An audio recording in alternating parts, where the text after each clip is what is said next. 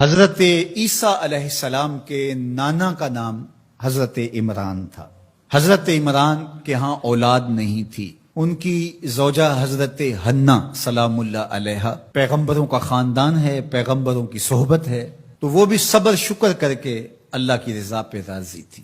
گھر کے صحن کے اندر دوپہر کے وقت چارپائی بچھائے ایک درخت کے نیچے قیلولہ کرنے لگی تو ایک منظر دیکھا کہ درخت پر ایک چڑیا نے گھونسلہ ڈالا ہوا تھا اور اس نے بچے دیے ہوئے تھے۔ وہ کہیں سے اڑ کے جا کے دانا اٹھا کے لاتی اور بچہ چونچ کھولتا اور ماں اس کی چونچ میں دانا ڈال دی۔ چڑیا کے بچے کے ساتھ چڑیا کی محبت کو دیکھا تو حضرت حنا کا دل چوٹ کھا گیا اور بارگاہ ازدی میں عرض کی، مالک تو نے جانوروں کو بھی بچے دیے ہیں اور وہ ان سے پیار کر رہے ہیں، تیرے دربار میں کیا کمی ہے اگر تو مجھے اولاد عطا کر دے۔ دل چوٹ کھا گیا، دل کی اتھاہ گہرائیوں سے دعا نکلی، عرش تک جا پہنچی۔